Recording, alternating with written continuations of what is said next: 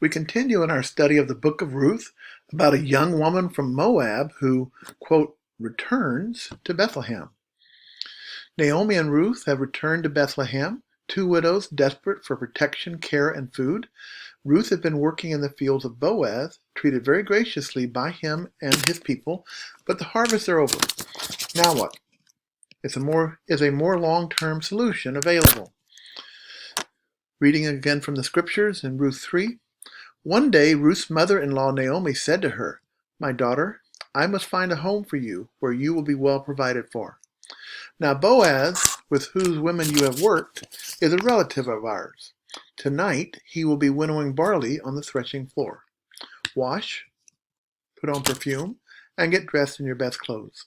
Then go down to the threshing floor, but don't let him know you are there until he has finished eating and drinking.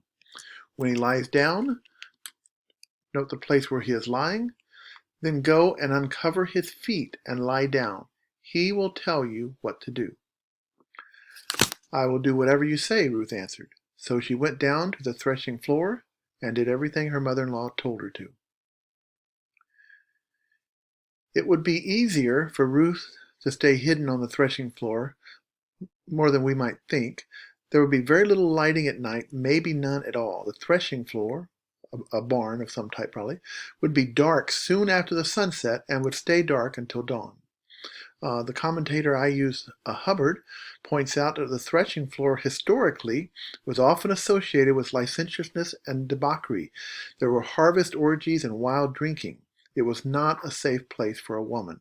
There was a great deal of celebration going on. If there was alcohol involved, celebration could be pretty wild. Now let's compare the first verse of this chapter with 1:9. Naomi says, "May the Lord grant that each of you will find rest in the home of another husband." How is Naomi's prayer to be answered? What is the theological implication here? Naomi continued to be concerned about a secure rest, menoah, for Ruth. That Hebrew word, is used in Isaiah 34:14-15 to represent the secure nest that an owl has where she raises her young. So Naomi wants Ruth to have that nest. Why has no Goel, Redeemer, stepped forward to redeem, to protect the two women? More questions. Notice Naomi's instruction and Ruth's response. Why do you think there's such an emphasis on doing everything that she was told? Naomi tells Ruth to wash, put on her best clothes, and perfume. Sounds like a pretty important date. What is Ruth's goal? Her mother-in-law's goal. Does Ruth understand her mother-in-law's goal? What do you think is the significance of uncovering Boaz's feet when she slips into bed with him? And what is the significance of not letting him know she's there? As we continue to read, when Boaz had finished eating and drinking and was in good spirits, he went over to lie down at the far end of the grain pile. Ruth approached quietly, uncovered his feet, and lay down. In the middle of the night, something startled the man.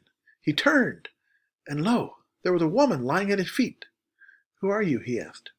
"I am your servant Ruth," she said. "Spread the corner of your garment over me, since you are a guardian redeemer of our family."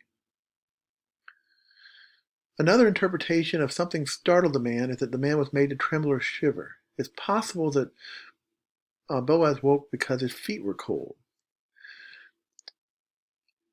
Hubbard says that the word for servant, the Hebrew word for servant in verse 9 is amma, a higher form than the word that Ruth uses in 2:13. It would denote an Israelite with enough standing to marry. Ruth also uses a familial term for you when she says, "I am your servant," and unlike chapter 2, she uses her name. Her words here are bolder, more personal, much less submissive than those in 2:13. Why do you think that might be? Why is Boaz in good spirits? Hubbard sees Boaz lying in the darkness. He's full and content. He had a good God. He's had a good harvest. Life is wonderful. What more could a man want? What more could he need? Boy, maybe he's still a little lonely, yes? Ruth's actions are risky. What could happen? What could go wrong with her visit? Another question for discussion. Isn't this scene a little risque, a little forward? I mean, essentially she slips into bed with him, doesn't she, lying at his feet? Read carefully Ruth's statement. She really is making two requests of Boaz. On the surface level, exactly what was her request? Do you see the symmetry between verse 9 in chapter 3 and verse 12 of chapter 2? In Ruth 2:12, Boaz says, "May you be richly rewarded by the Lord, the God of Israel, under whose wings you have come to take refuge." But below her clear request lies another one. What is it? Apparently the word translated corner of garment here is very close to the word translated wing in verse 2:12.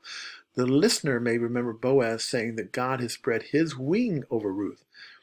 Now he, Boaz, is being asked to do the same. In the rest of this chapter, we find out if Ruth and Naomi's gamble has paid off. How will Boaz respond?